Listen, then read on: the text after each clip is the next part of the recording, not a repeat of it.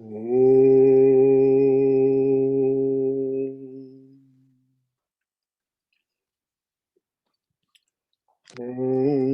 Sahana Bhavatu Sahano Bhunaktu Sahaviryam Karavavai Tejasvina Vaditamastu Ma Vidvisha Vahai. Om Shanti Shanti Shanti.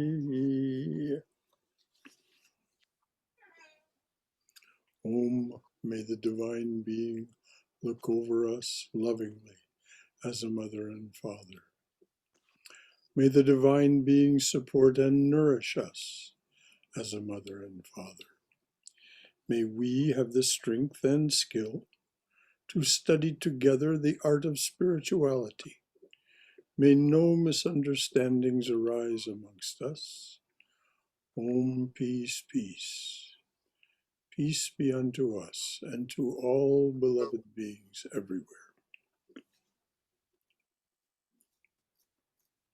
So we're reading the life of Sri Sarada Devi, her divine play by Swami Chaitananda. We're on the chapter Mother as Guru. And the Swami writes, when the disciple repeats the mantra while fixing the mind on the Ishta, his or her worldly desires subside and the mind becomes pure. Now, this is exactly what Chaitanya says at the beginning of Chaitanya's prayer. Chant the name of the Lord and his glory unceasingly, that the mirror of the heart may be wiped clean and quenched that mighty forest fire, worldly lust, raging furiously within. So this idea is very firmly embedded in both the Sanatana Dharma tradition, especially the bhakti aspect, and it is also very much a part of the Christian tradition as represented by the Catholic churches, the Russian Orthodox, Armenian Orthodox, Roman Catholic, and so on.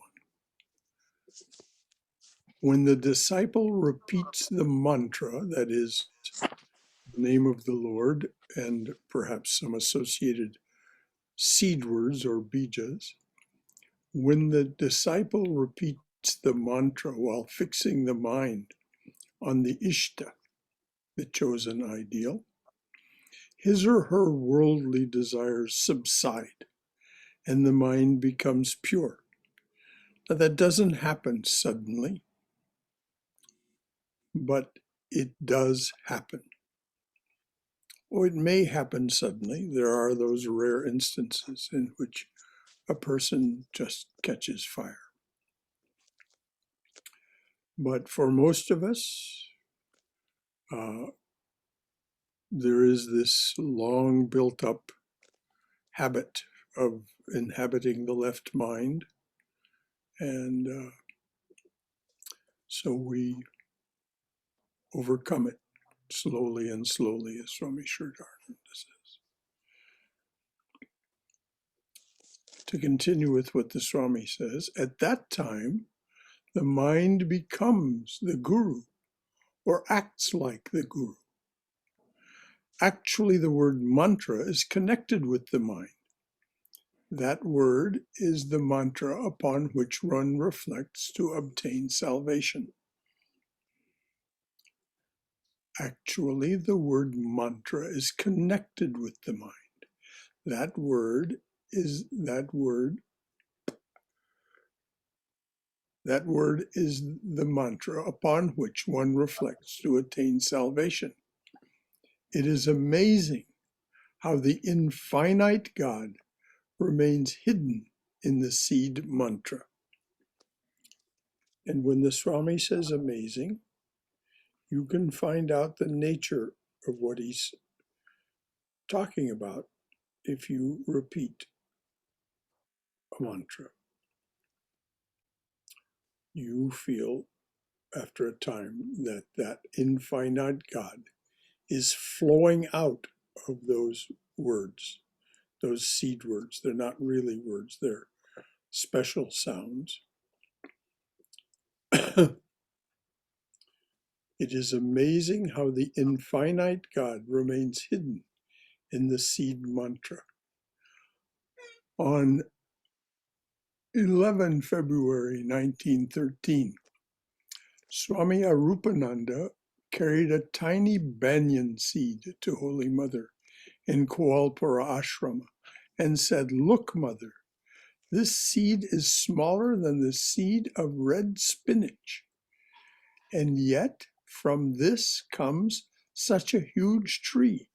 What a wonder!" And is it not? All the instructions for that huge tree are contained in that tiny seed. Swami Vivekananda explains that in his talks in Jnana Yoga, chapters 1 through 3. Holy Mother replied, "Why not? Just see how small the bija, seed mantra of the Lord's name is. Yet from that springs forth, in due time, spiritual consciousness, ecstasy, devotion, and love."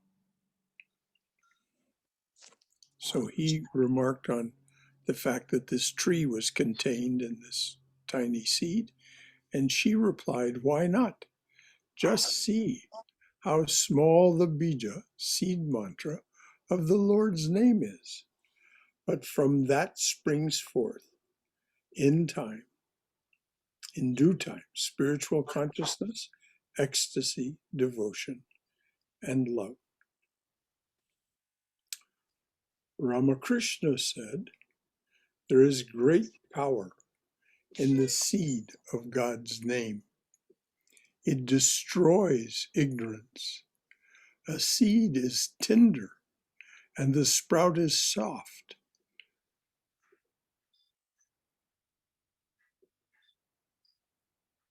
The seed of God's name destroys ignorance. The seed is tender and the sprout soft. Still, it pierces the hard ground. The ground breaks and makes way for the sprout."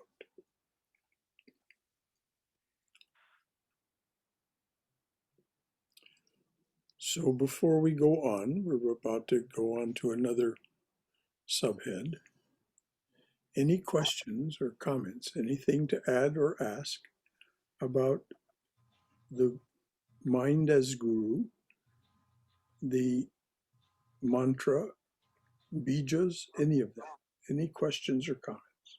Brother Shankara, does the mantra have to be given by the Guru himself, or can I select any mantra which I want? It is said that when one approaches a teacher and receives the mantra, there is special power in that. Why?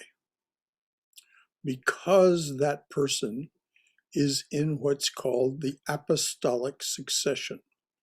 That power has been handed down from the master, in this case Sri Ramakrishna, to those who follow in the lineage of apostolic succession. So that power is passed along. To that is added the spiritual power that that jiva, that human being, as a Swami, has managed to gather together also. So it's said to be auspicious to receive a mantra from someone in the apostolic succession for that reason. But it is not necessary yes, you can select your own mantra. You can read. There is very detailed discussion about the bijas, about what they represent and why they represent that. And so you can indeed fashion your own mantra.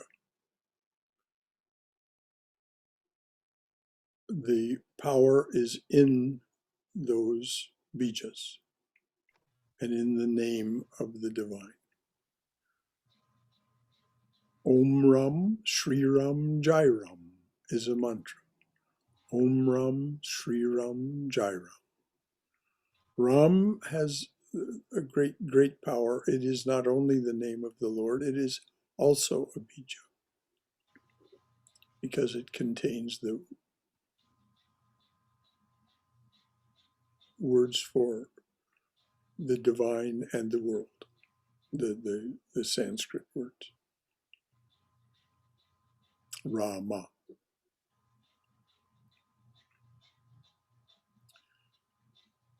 So that Om Ram Shri Ram Jai Ram, as far as I know, is not a mantra given by any guru. And yet it is a powerful mantra. Thank you.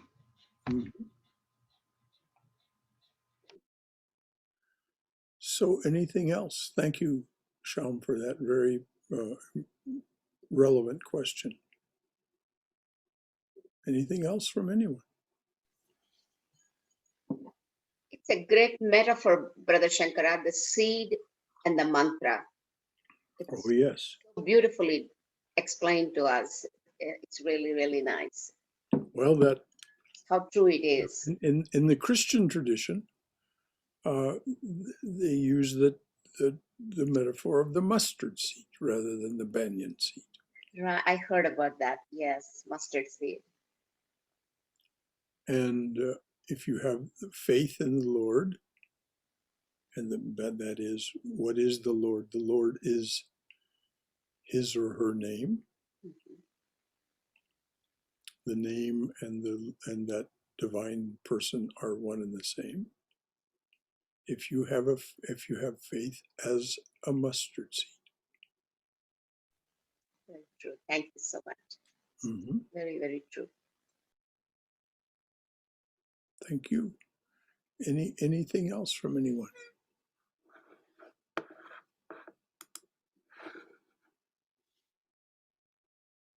All right. The subhead is Mother, Guru, Goddess. Ramakrishna, this is again Chaitanananda speaking, writing. Ramakrishna said about Holy Mother, Sarada is an incarnation of Saraswati, the goddess of learning. She was born to bestow knowledge upon others. He transferred the results of his spiritual experiences to her and taught her various mantras relating to particular deities so that she could continue his spiritual ministry after his passing away. In Holy Mother's life, we find the goddess acting as a guru and also as a mother. Now, if you have any doubt about the fact that Holy Mother and Saraswati, this whole idea of Holy Mother and Saraswati, just think about what the world was in terms of knowledge of science, the arts, and so on, in the mid-19th century. And then look at what happened in the ensuing 100 years after Mother had been with us here on earth. She did not leave, of course, until 1920. the world began to absolutely transform. And it, of course, continues. This is, according to the understanding of the Ramakrishna tradition, this is the influence of Saraswati, embodied as Sarada, on the world. In Holy Mother's life, we find the goddess acting as a guru and also as a mother. So many things have happened that are beneficial for human beings.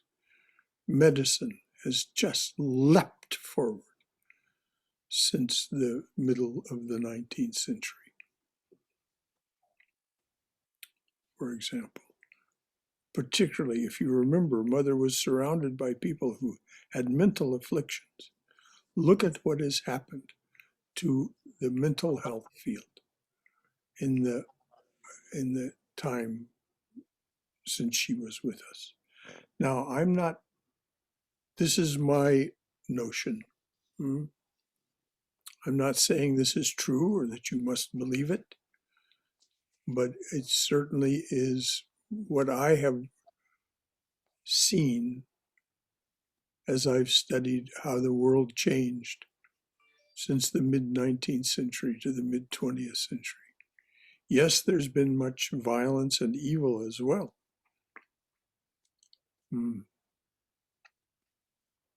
But there's never one without the other.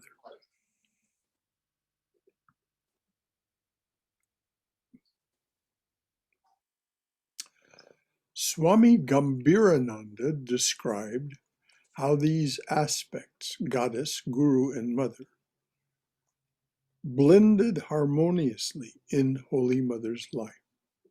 Quote, whenever she appears to us as the mother, is it whenever or wherever? Whenever she appears to us as the mother, we get a glimpse of her inherent power of imparting that true knowledge that dispels all ignorance, not just spiritual ignorance, all ignorance. Whenever she appears to us as the mother, we get a glimpse of her inherent power of imparting that true knowledge that dispels all ignorance. When we approach her as a guru, she draws us to her as a mother. And when we recognize the mother and guru in her, we find her seated transcendently in her own divine effulgence. In fact, we cannot discern where any of these mutually dependent aspects ends and another begins. For those of you who don't know, Swami Gambirananda was one of the very prominent swamis of the order earlier in the 20th century, and became president of the order.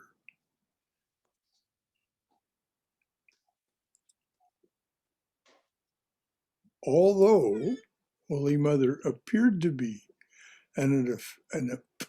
although Holy Mother appeared to be an affectionate and loving mother, it would be a great mistake if we were to consider her an ordinary human being. Truly, the Divine Mother incarnated. Truly, this is Chaitanananda speaking, truly the Divine Mother incarnated as Sarada Devi and acted as a human mother and guru, endowed with divine power, wisdom, glory, purity, renunciation, love, and compassion. She awakened spirituality in the hearts of her disciples and granted liberation to them. Does that mean that stopped when she left in 1920? As has been said here over and over, absolutely not. she said, remember you have a mother, and she may appear to you, she may speak to you, she may be affectionate with you, encourage you, lift you up, dispel your ignorance this very day, this very night. So that it's not as if mother came and went. No, mother came and then left her human form. She's with us in her subtle body.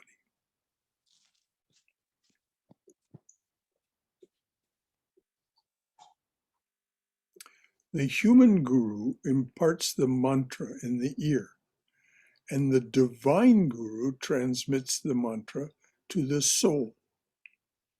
It happens all at once. The human guru imparts the mantra in the ear. In other words, mother would lean into someone and whisper the mantra in their ear. And the divine guru, that holy being that continues to be with us in her subtle form, transmits the mantra to the soul. A true guru is an awakener and redeemer of souls, and takes upon himself or herself the burden of sin from the disciples and suffers on that account. Holy Mother did not seek disciples. She once said, those who care to come to me will do so of themselves after severing the shackles of the world. I shall not send for them. Now, before we get too far down this road, I want to take the opportunity to let you contribute here. What is it that you're hearing, seeing? What have you to add to this from your experience? What questions do you have that might be answered?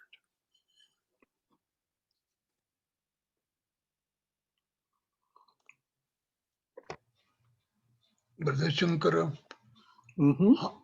how long a mantra should be repeated? How many years or how long? Till the rest of the life? Sham, that's a very interesting question. There is no definitive answer that I've heard, but let me tell you the truth about what happens from not just from this person, but from the experience of many. And it was remarked on in the most affectionate and emphatic terms by Swami Prabhavananda. As you repeat the mantra, as Krishna says in the Gita, sour toil at first, and then nectar. So two things happen as you persist, and it should be a daily practice, at least once a day, for some minutes. As you persist, two things happen. First, you fall in love with the mantra in the sense that you begin to really understand what the mantra is imparting to you. And it isn't an intellectual understanding. It is a felt thing.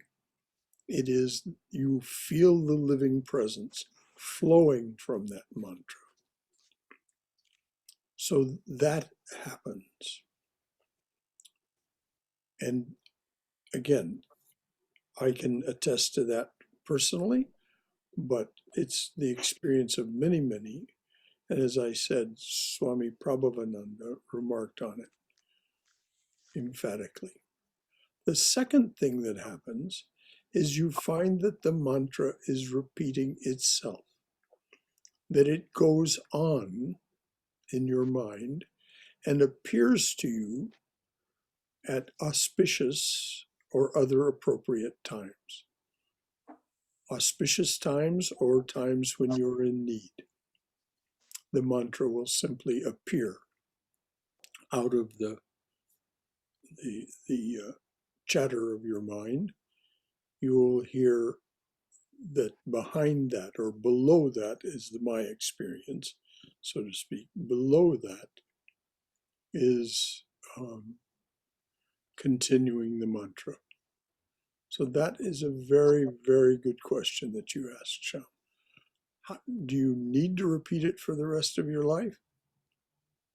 The experience of many is that after you've repeated it for some years, 2, 3 years, you will find that you wish to continue repeating it. And so it's not a question of should or shouldn't. It's simply a question of there it is, and you're so very glad. So thank you for asking that question. Thank you. Thank you. Anyone else? Anything?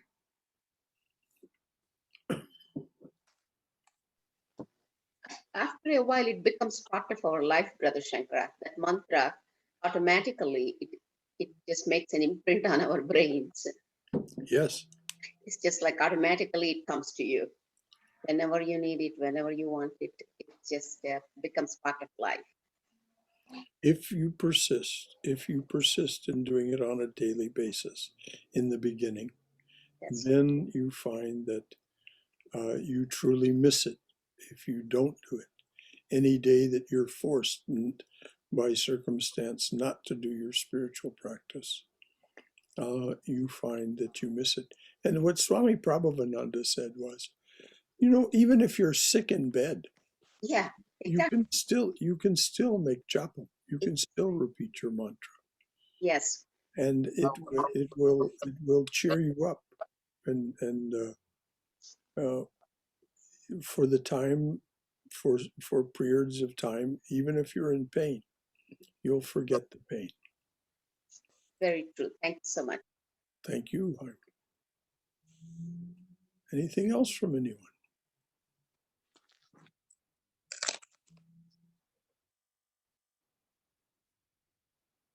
All right.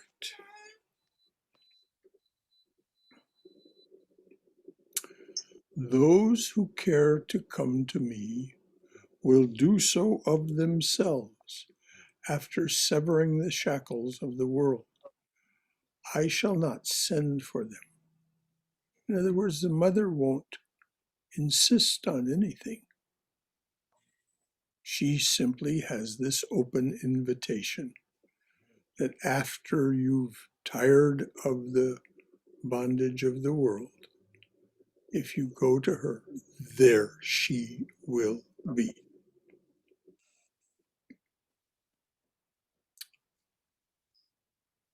Holy Mother lived a secluded life. Very few knew of her existence. By that is meant there were millions of people in Bengal and Calcutta. Very few, relatively speaking, knew of her existence. And particularly when she lived in Kolkata, she was protected by Saradananda and the other monks who lived at Udbodhan. And so she wasn't widely known. There was no publicity about her. During her lifetime, her photographs were not shown in public, and nothing was written about her except for brief mentions in the Gospel of Sri Ramakrishna and Sri Ramakrishna and his divine play, that is, The Great Master by Saradananda. How then did people come to know about her? As a magnet's attraction is irresistible to iron, so was the attraction of Holy Mother as a guru. Tormented by worldly afflictions, many weary souls took refuge in her, seeking release from Maya. What does it mean to seek release from Maya?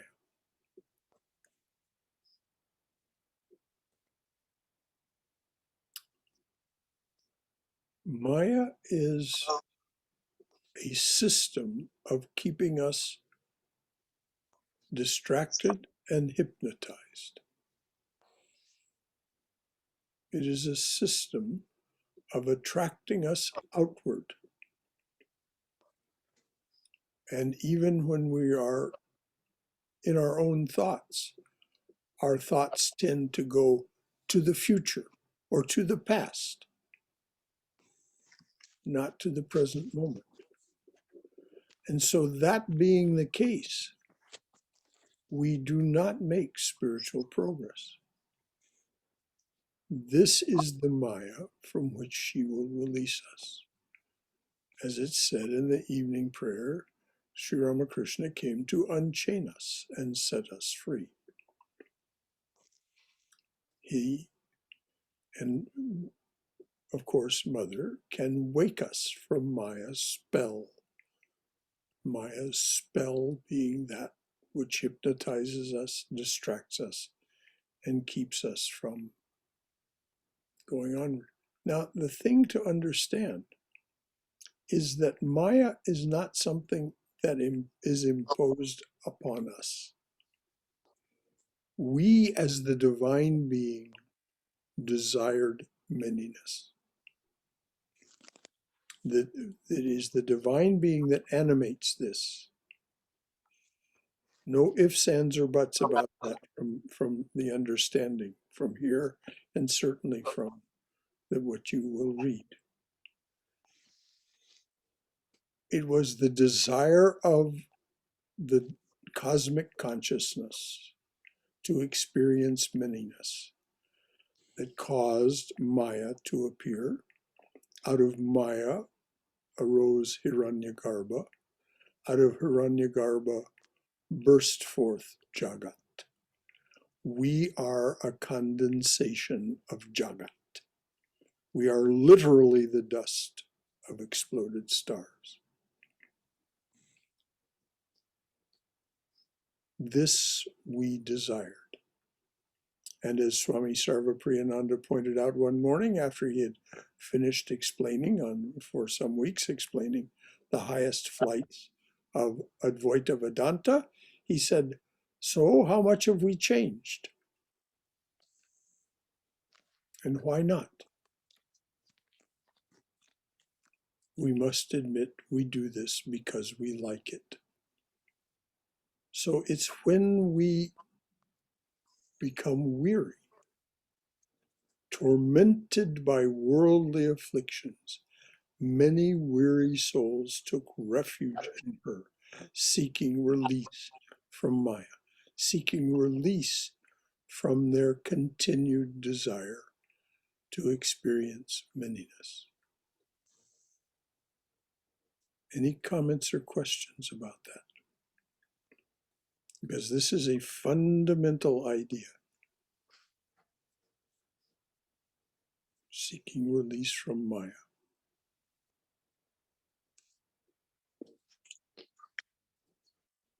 All right. Some aspirants approached her for initiation upon recommendation from the master's disciples or other swamis of the Ramakrishna order. Some heard about her from friends and relatives who had already been initiated. Some came to know of her through dreams or visions. Holy Mother looked into their hearts and accepted them without considering their race or social position. Ramakrishna chose disciples after testing them, but the Mother initiated all who asked her for it. And we've heard the explanation of this in the previous chapters. Mother looks upon us, everyone, as her children. The good, the bad, the ugly, the wicked, no matter. We are all her children. Sri Ramakrishna chose disciples after testing them. Why? because he had something that he wished to create. He wished to create the Ramakrishna order. And so, before his death, he gave the ochre cloth to a certain number of these people who had been tested and had become part of his inner circle. Now, Mother had an inner circle as well. Primarily, as the understanding is, it was these women who had been with her as gopis when she was Radha in the Rasa Lila, the sweet divine play between Krishna and the gopis, between Krishna and Radha and the other gopis in Vrindavan. So Golapma, Yoginma, so on. These women, it's understood, Sri Ramakrishna said that they had been gopis and had asked for the dispensation of being born with Mother in this lifetime. So she had an inner circle, but there was no exclusivity about it. These were the people who wanted to be with her and serve her.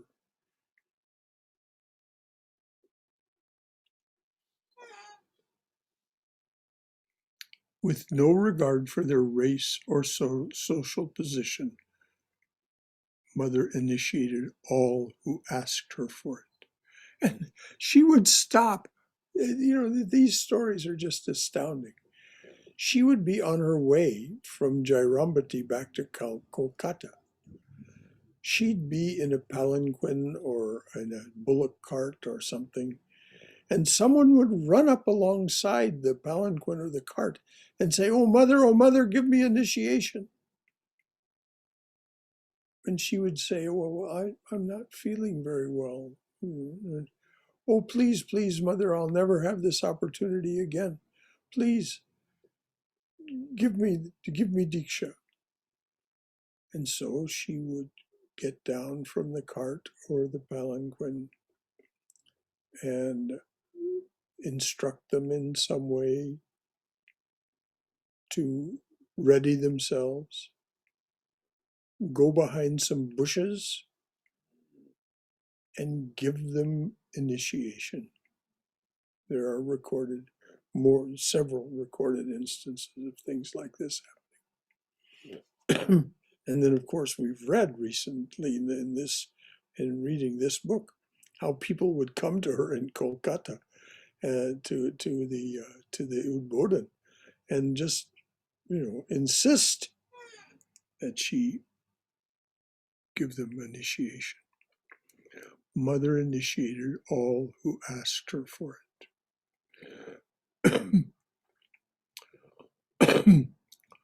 Once in a women's gathering in Udbodhan house, Yoganma commented with a smile, "The Mother undoubtedly loves us all, but not as intensely as the Master did. What concern and love he had toward his disciples. We saw it with our own eyes. Words cannot describe it." Once in a women's gathering in Udbodhan house, Yoganma commented with a smile, "The Mother undoubtedly loves us all, but not as intensely as the Master did. What concern and love he had toward his disciples. We saw it with our own eyes. Words cannot describe it." Holy Mother said, "Is that to be wondered at? He accepted only a few select disciples, and that too after various kinds of testing. Toward me, he has pushed a whole row of ants. Toward me, he has pushed a whole row of ants."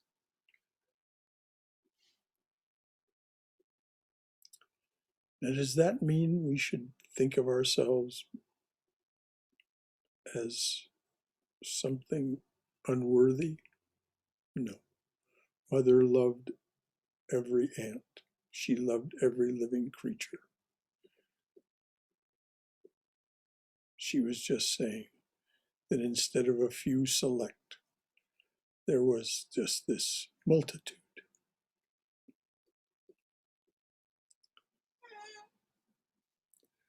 After Ramakrishna's passing away in 1886, Holy Mother spent a year on pilgrimage, staying mostly in Vrindavan.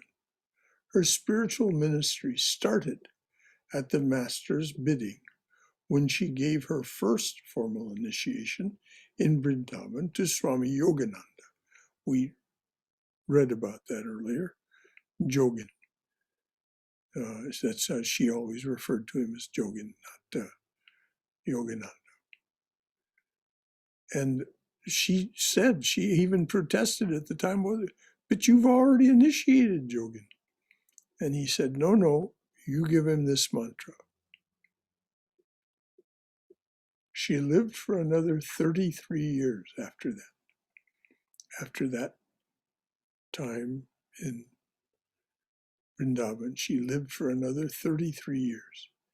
During the first 11 years, 1887 to 1898, she led a secluded life in Kamarpukur, Jairambati, and Calcutta.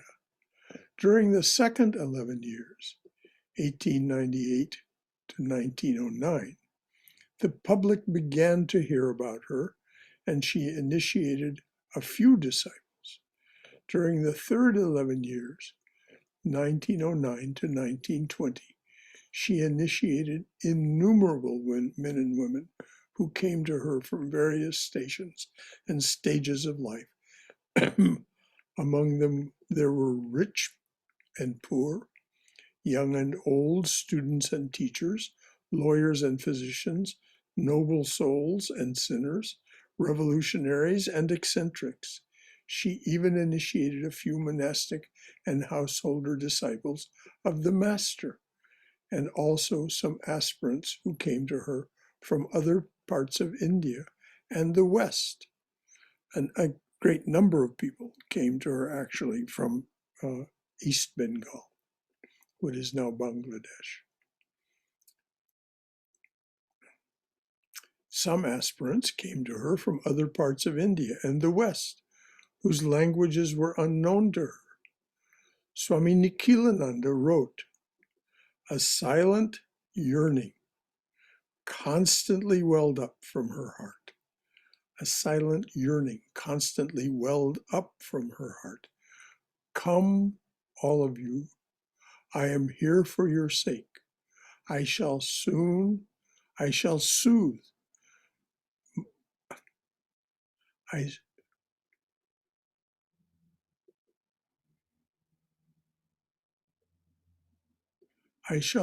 my heart, showing you the way to liberation." In other words, soothe that yearning. So I'll repeat that. A silent Nikhilananda, who was her disciple, wrote, "A silent yearning constantly welled up from her heart. Come, all of you, I am here for your sake. I shall soothe my heart, showing you the way to liberation." She did not publicly summon devotees. She did not write books, issue statements, or mount a public platform. The disciples of Sri Ramakrishna were extremely reticent about her. Perhaps they were afraid that ordinary people would take her lightly or not show her proper respect. But drawn by her irresistible attraction, they all came. She seemed to be waiting for them. "Let them all come," her motherly heart said. "None will be rejected. Suppose they have lived sinful lives. Will they be deprived of my blessings on that account?" She initiated them in the shrine room and from her sickbed, on roads and railway platforms, in meadows and under trees. All felt, when with her, that they were in the presence of an affectionate mother, and made all kinds of demands on her, reasonable and unreasonable. To be to the best of her power, she tried to satisfy them. She had hardly any respite to even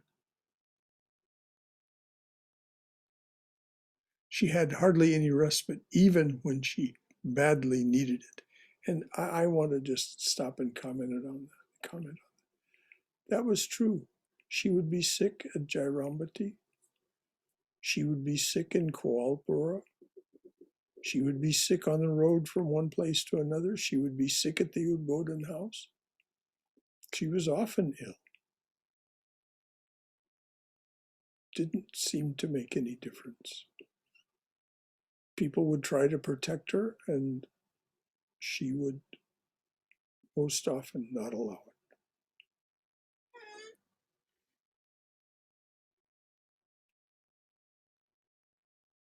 If no devotee came to her on a particular day, she would say, "No one has come. This day seems to be passing in vain." Very shortly, a seeker would arrive. This went on till nearly the end of her life. One day, Holy Mother said seriously to a disciple, He is unfortunate indeed who does not feel any compassion. I do not know anyone, not even an insect, for whom I do not feel compassion."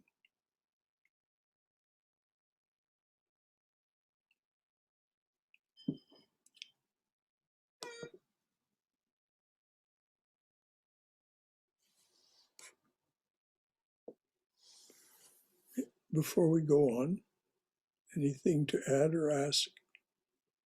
Anyone have anything? Yeah, I have something to say, Brother Shankara. Yes, Anshu. Being a sinner, and I don't say that lightly about myself. I really have made a lot of mistakes in my life. That being said, I've always found love, nothing, no judgment, nothing but compassion and love from the Ramakrishna order, from you, from Swami Sarvapriyananda, who I met briefly, and also from the Divine Mother.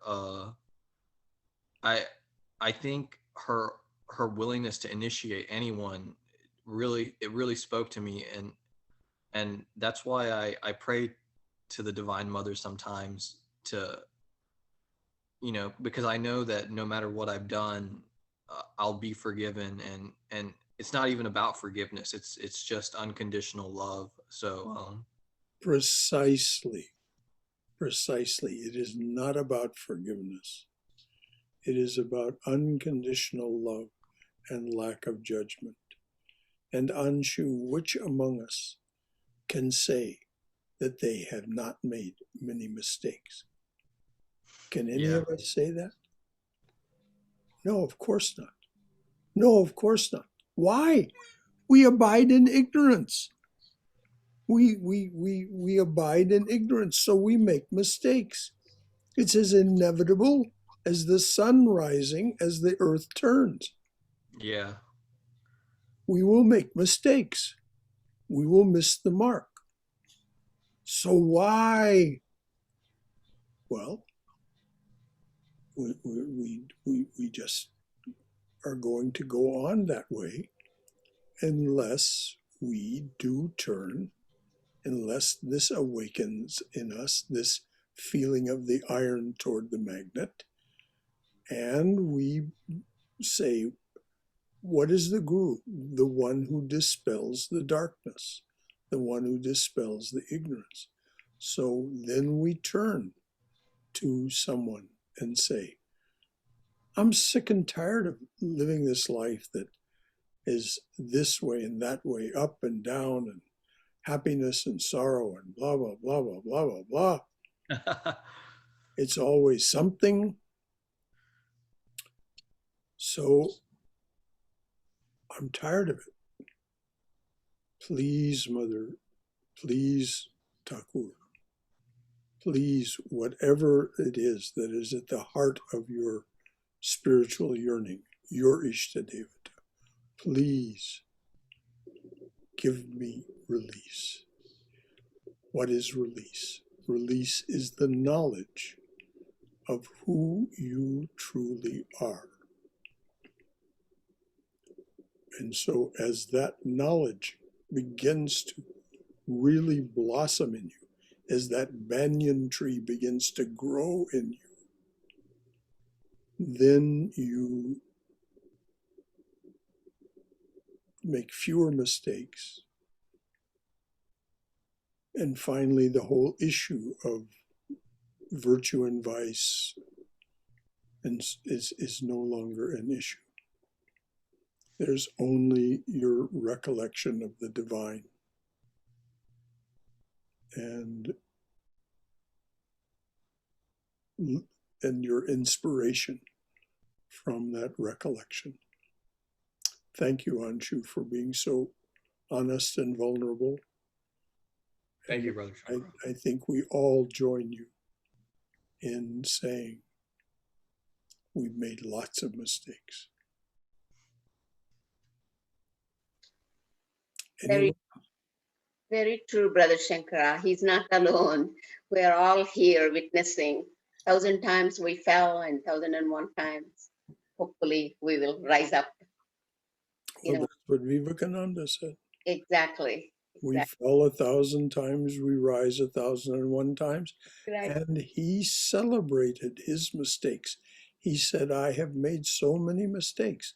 That's right. Why do I celebrate them? Because they are a large part of what made me what I am today. Those mistakes are the teachers actually for us. If we look at it positively, because of that we are here today. Yes. Walking on a better path. Yes. So Exactly. there is a book called Gifts of Imperfections. It's like Brené Brown is the author. It's a wonderful book to be read by anyone. It's really, really awakens us. It's okay to have some imperfection, you know. It better be okay, because it's absolutely unavoidable as long as we're abiding in ignorance. Exactly. We are in the ocean of samsara. While we are, crossing this ocean, we are definitely going to be making so many and come out of those. And so what do? We turn to Mother. As it says in the Chandi, Mother is the one who takes us across the ocean of worldly existence devoid of attachments.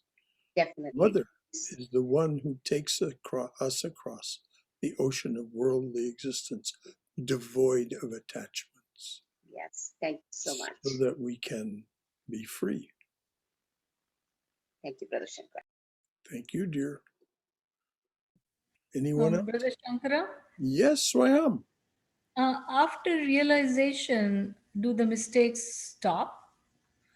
Not according to Adi Shankaracharya. After realization, but they have no karmic effect. You're not generating new karma. But the prarabdha karma that drove this jiva into existence, that is the desires that caused it to take form, will cause you to be, there will be continued missteps. But Sri Ramakrishna says that you become like an expert dancer. You cannot put a foot wrong. Does that mean that there's never a mistake? Even an expert dancer makes a mistake.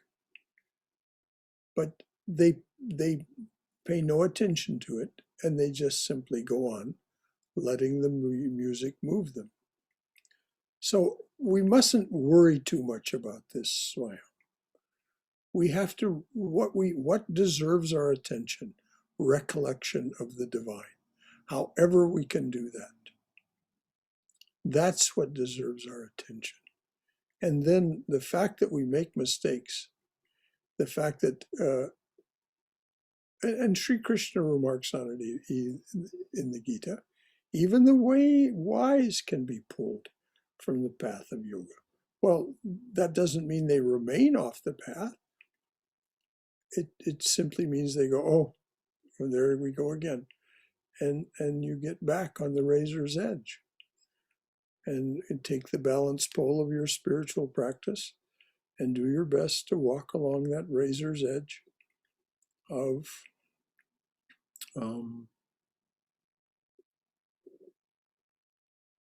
purity and grace.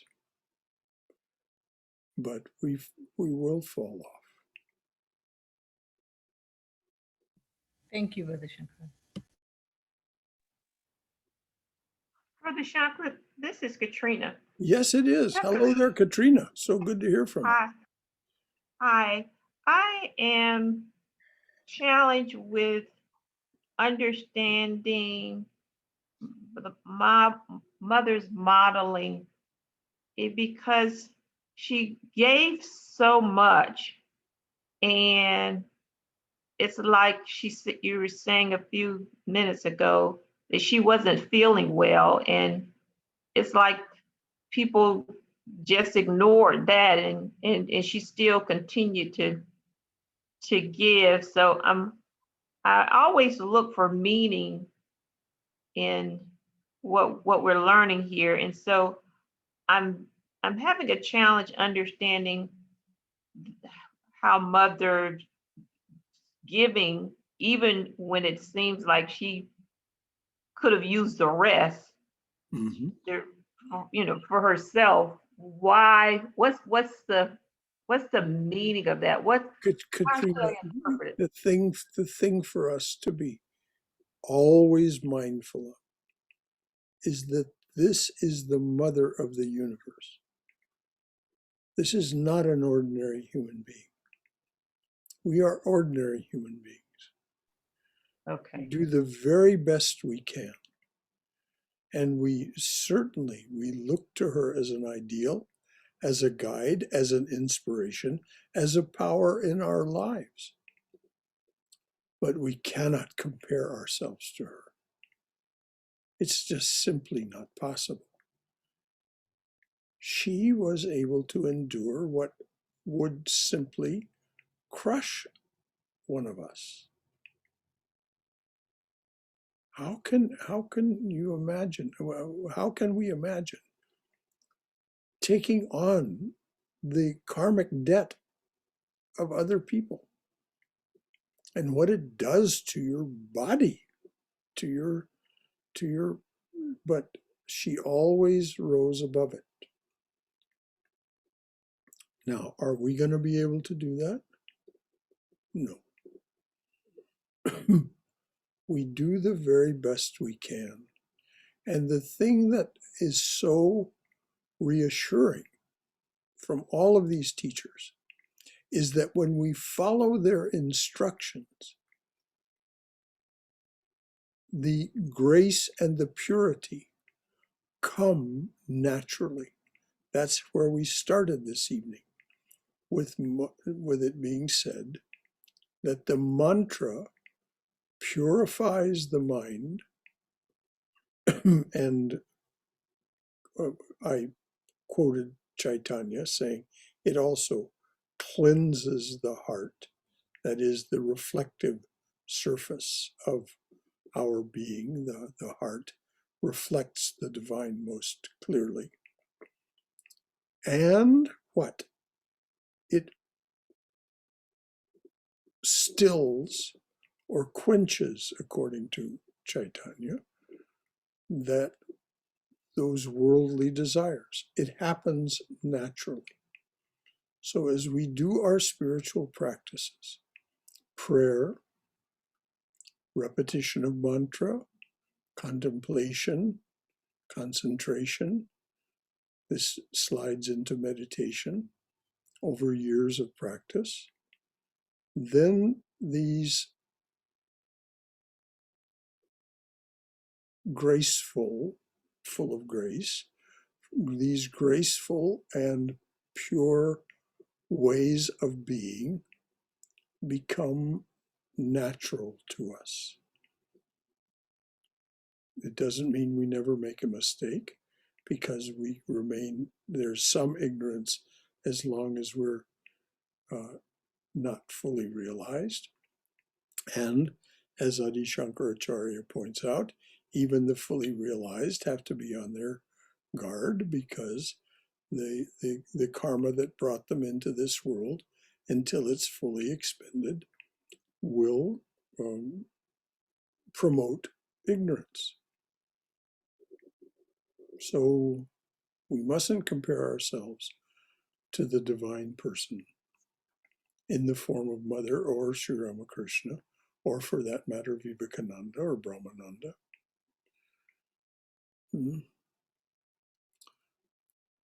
We can say, I resolve to be the very best person I can. How can I do that? How can I bring my best? Well, the teachers all tell us, there are various ways. This is why we teach these 4 yogas.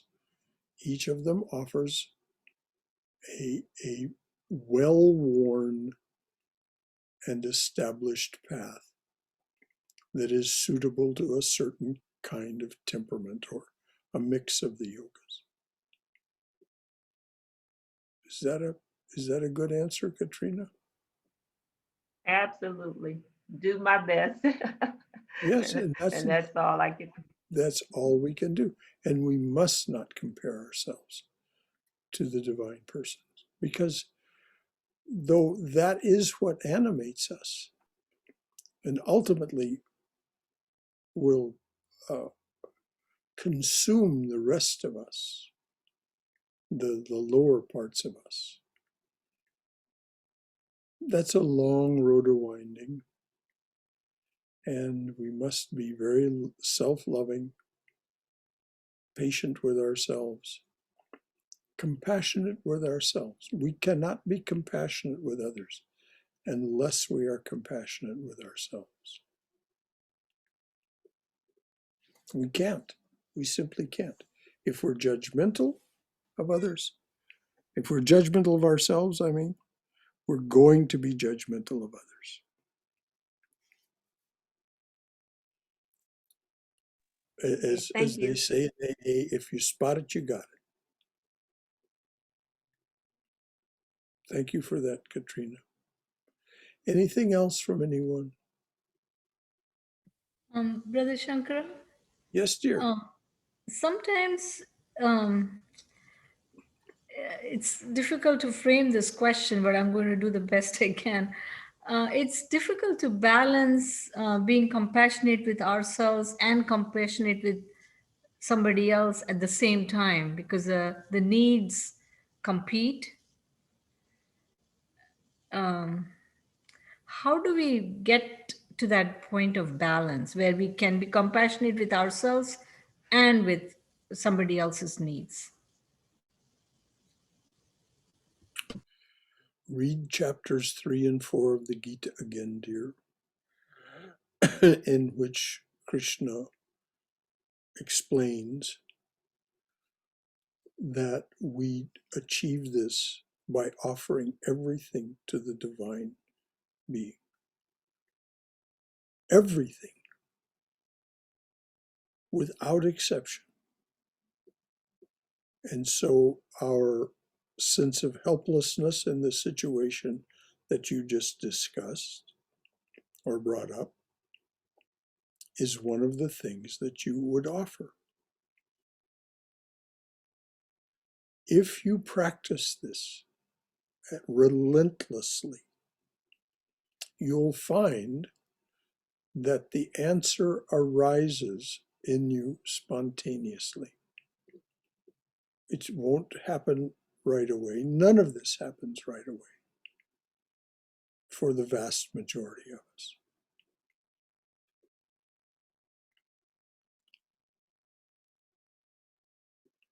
But the competing needs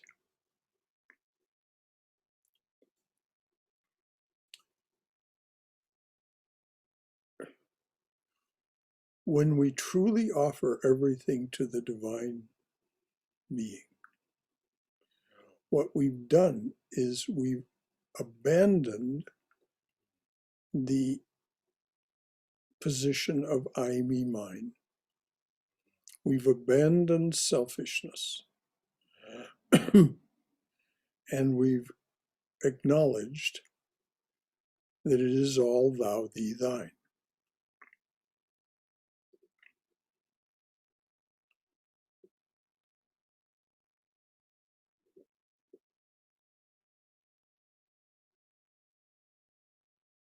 It does not happen immediately. It does not happen continuously. And we will always, and you can read the last two chapters of the Vivekajudamani, of the Crest Jewel of Discrimination of Adi Shankaracharya. We will always be challenged. It's not called Mahamaya for nothing. This is a very, very powerful dream we're dreaming. And as you've heard it said before, the reason it is so powerful is very simple. It is Brahman's dream. It is the dream of the cosmic mind. And so it has all the power and all the complexity and all the convincing qualities. So I know that doesn't answer it very well, dear, but that's the best that can be said. Well, actually, it did help a lot, Brother Shankara. Good. Just refocusing on offering everything to God. Thank you. Well, that's why I say every one of us can benefit by reading again chapters 3 and 4 of the Gita. Krishna is so explicit about what our fundamental delusion is that keeps tripping us up and what the solution is.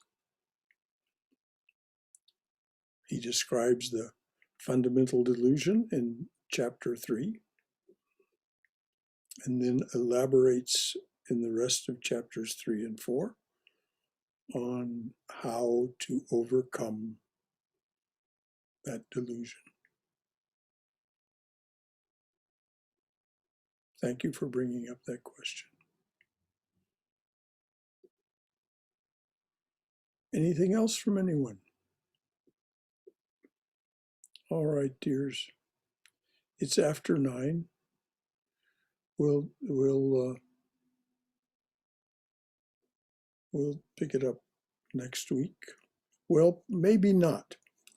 I don't know yet how long they're going to tell me to refrain from intentional activity and just simply be unintentional in the sense of the intention being on healing. Because, Friday at noon, thereabouts, they're going to cut a hole in my left shoulder and put a machine in there, hook it up to my heart, and then sew me back up. And so what that means exactly, I don't know. I don't know how long my left arm is going to be out of commission. I don't know. There's a lot I don't know. But as soon as I know, you'll know. And I'm going to try to get some answers before I've been invited in their email to contact the cardiology nurses and discuss these things. So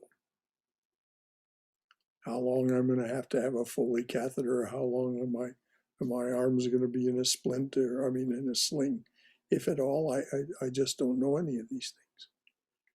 So, Brother Shankara, yes, dear.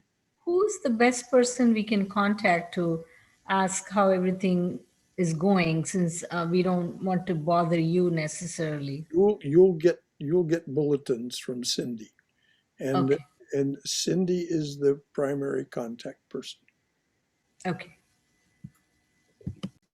There may be someone living here with me also, that will be that is also something I'm going to be looking into,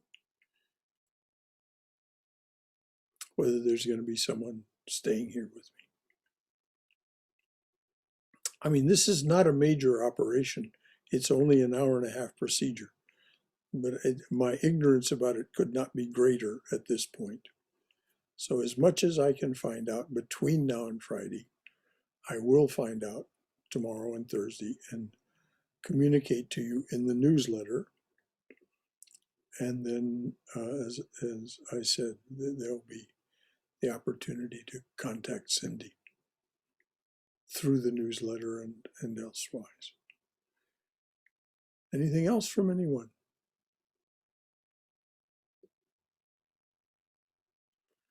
All right, dears.